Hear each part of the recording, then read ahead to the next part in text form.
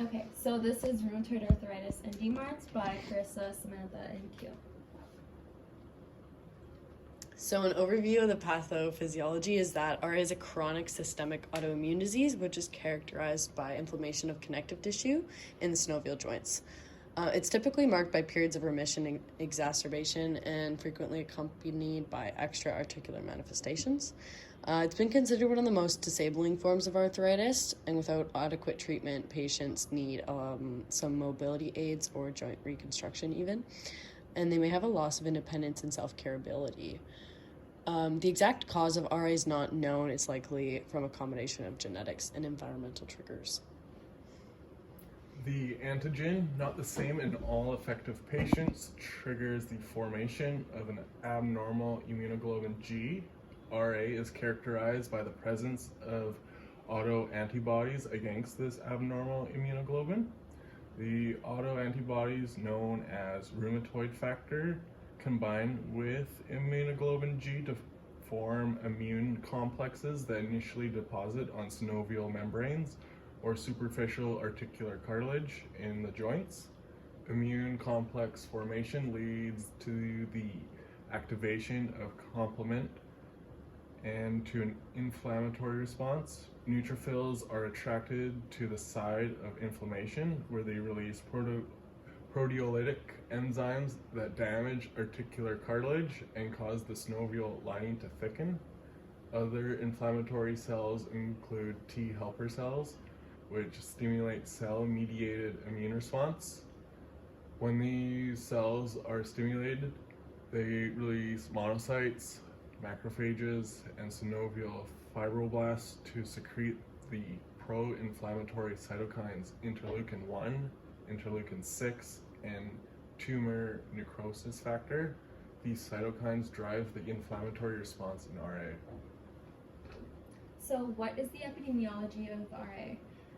So RA is actually higher among women. The RA occurs globally, affecting all ethnic groups. It can occur at any time of life, but incidence increases with age. It peaks between the ages 30 and 50.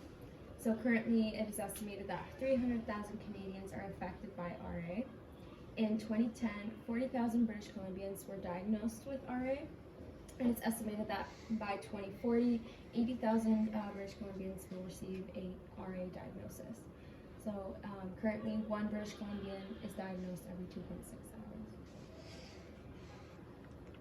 Again, the risk factors for rheumatoid arthritis are age, increasing with age, sex for females, smoking, genetics, if you are obese, and then early life exposure.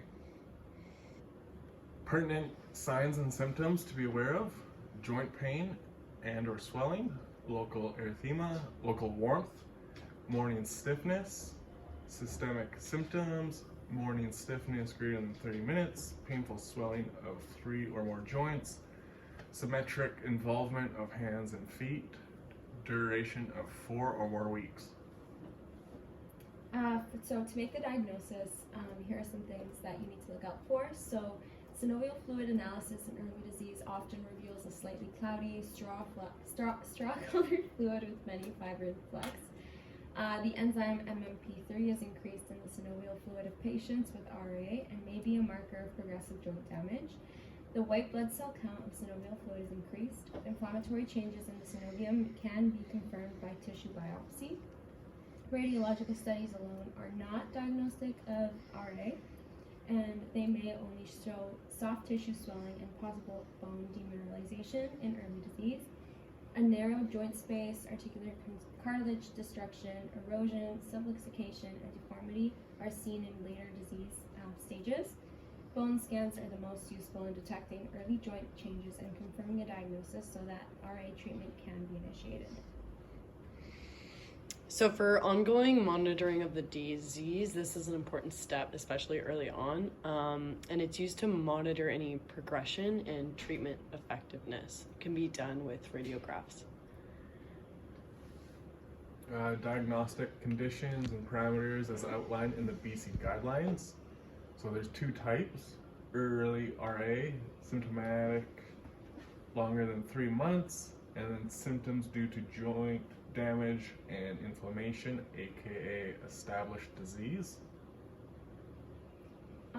So the BC guidelines are looking into early recognition, intervention, and management of RA, which is actually recommended for individuals older than 16 years old. RA usually starts between the ages of 25 and 45, but can begin at any age. So for non-pharmaceutical treatments, nutrition-wise, fish oil is really commonly mentioned. It contains omega-3s, which is not usually included enough in the standard diet. Omega-3s is an essential fatty acid that has anti-inflammatory properties. There's also some foods that are best avoided for patients suffering from RA. It's not highly researched, which some individuals have taken it into their own hands to fast to bring temporary relief to symptoms by eliminating those allergens from the diet. And then following such a period of fasting, some trials have found improvements in reduced inflammation and reduced symptom flares, reduced pain and stiffness in the vegetarian or vegan diet. And then the Mediterranean diet may also offer the same therapeutic effects. Note that most of the non-pharmaceutical treatment information I will relay is collected from trials that are still under study and from randomized controlled groups which are inconsistent. It is unknown how much of the effect are placebo, which are also indicate importance in the psychology behind people with RA. Preventing further or permanent joint damage is a big part of RA treatment as well as symptom management. It is a collaborative effort between the doctors and therapists and patient to create a plan that is suitable for the patient to self-manage. Some therapeutic methods involve acupuncture, magnets, hydrotherapy, homeopathy, tai chi, yoga. Make sure to empower our patients and remind them of their capabilities. Suggest RA-friendly, low-impact activities that are possibilities in a flare-up point in time. So go slow, or no go. So disease-modifying anti-rheumatic drugs. So these are actually medications that slow disease progression and decrease risk for joint erosion and deformities. The choice of medication is based on disease activity, the patient's level of function, and lifestyle considerations. So like if a patient wishes to become pregnant. And some biological response modifiers. They are used to slow disease progression in RA. BRMs are classified on the basis of their mechanism of action. They can be used to treat patients with moderate to severe disease whose condition has not responded to DMARDs. And so here are some ongoing monitoring of medications outlined in the BC guidelines. And you can just pause to read. So for the medication assessment, looking at hydrochloroquine, there's an assessment for rheumatoid arthritis, pain, swelling, ROM, temperature of joints, decreased reflexes of the knee and ankle. And then you have to assess with the ophthalmic exam baseline and then assess hepatic studies. I'm not going to read all of the medication assessments or we'll run out of time, but the sulfasalazine, methotrexate, and then leflunomide. Carrying on with the azathioprine, cyclosporine, and then minocycline. And this one, it's just important to note to not use in pregnancy as it passes through the placenta, which imposes a risk for fetal harm, and then also in breastfeeding. Medication teaching, so for hydroxychloroquine, the big takeaway is to make sure you're protecting yourself from the sun and report if you're having any hearing or vision problems. Sulfasalazine, make sure you're taking it with water and just notify your prescriber if there's a skin rash, sore throat, fever, or mouth sores, or any unusual bruising or bleeding occur.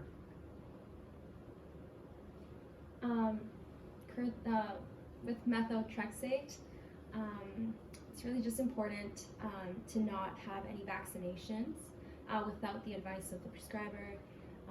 Report any CNS symptoms and any changes in vision or decreasing in urine output. And with leflunomide, just teach the patient that it can take up to a month to see any changes. Take it with food at the same time of the day, and just report any drowsiness, dizziness. And then also carry on for the medication teaching. It's a really long list, but pay attention to the instructions if you miss a dose, and then also to use contraceptive measures for both of these medications during treatment for 16 weeks ending the therapy, and then for the cyclosporine for 12 weeks after, as the products are tetragenic. And then the minocycline, again, teach the patient to use sunscreen when going outdoors, and also to avoid any driving or hazardous activities until the response to the medication is known. And it is also used as a non-hormonal type of contraception. And so here are just the functional classes and the actions. So you can just pause to read these. And then also the pharmacokinetics.